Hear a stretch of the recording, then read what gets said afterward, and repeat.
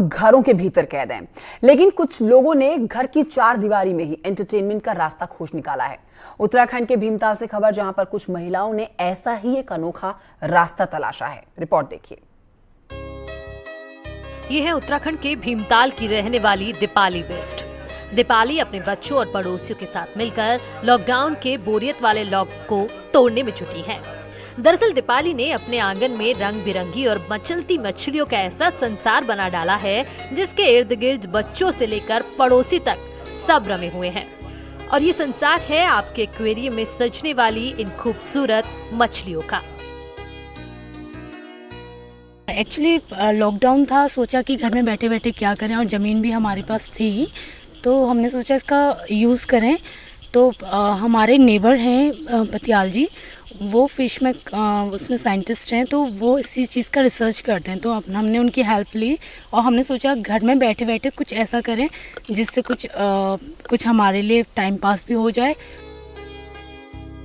दरअसल एक्वेरियम को खूबसूरत बनाने वाली मछलियों का बेहतरीन मार्केट है और उत्तराखंड में ऐसी मछलियां पूर्वोत्तर के राज्यों से आती हैं। और यही बात दीपाली को उनके पारिवारिक मित्र और director of cold water fisheries research institute के सीनियर साइंटिस्ट डॉक्टर पतियाल समझाने में सफल रहे।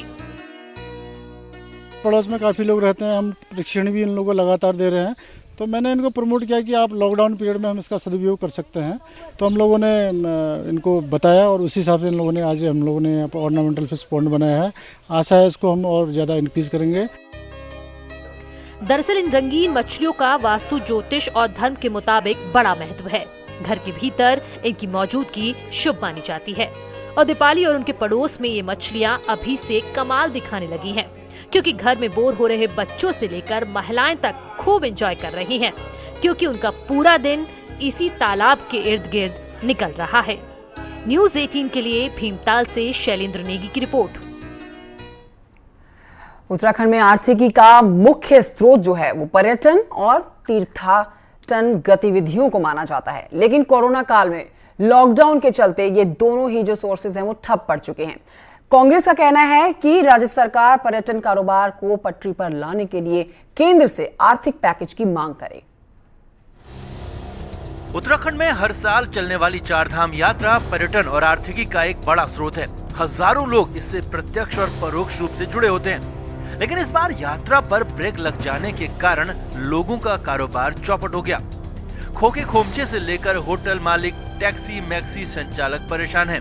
होटलों की तो कई महीने आगे तक की बुकिंग कैंसिल हो गई है। वहीं से लेकर कांग्रेस का कहना है कि सरकार को पर्यटन कारोबारियों को घाटे से उबारने के लिए आर्थिक पैकेज की मांग करनी चाहिए।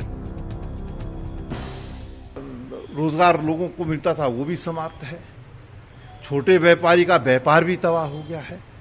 तो आप देख लीजिए क्या स्थिति इस प्रदेश के अंदर है। इसलिए हम राज्य सरकार से कह रहे हैं कि उत्तराखंड राज्य की विशेष भौगोलिक परिस्थितियां हैं, उन परिस्थितियों के मद्देनजर वो केंद्र सरकार से एक आर्थिक पैकेज मांगने का काम करें। वहीं दूसरी ओर पर्यटन मंत्री सतपाल महाराज का कहना है कि सरकार इस दिशा में गंभीरता से विचार कर रही है। कोशिशें की जा रही हैं कि ग्रीन जोन वाले क्षेत्रों में कुछ गतिविधियों में छूट दे दी जाए। होटलों की बिजली भी खर्च नहीं हुई है, पानी भी खर्च नहीं हुआ है, तो क्या क्या इसमें हो सकता है, ये बैठ करके मुख्यमंत्री जी के साथ हम बातचीत करेंगे और हम राहत देने की कोशिश करेंगे। हमारा पूरा समर्थन टूरिज्म इंडस्ट्री के साथ है। हम चाहते हैं कि जो इसके व्यवसाय के साथ जुड़े हुए हैं, ट्रांसपोर्ट के साथ जुड़े हुए हैं, सबको कुछ न कुछ राहत दी जाए। बहरहाल कोरोना के इस काल में हर सेक्टर प्रभावित हुआ है, लेकिन पर्यटन कारोबार इसका सबसे पहला और बड़ा शिकार हुआ है। नुकसान का आप अंदाजा लगाइए कि अकेले 80 बंगलों वाले गढ़वाल मंडल विकास निगम को लॉकडाउन के इस पीरियड में 30 से 35 करोड़ का अब तक नुकसान हो चुका है। देहरादून से न्यूज़ 18 के लिए सुनील और प्रभात की रिपोर्ट। उत्तराखंड में लॉकडाउन में प्रदेश की अर्थव्यवस्था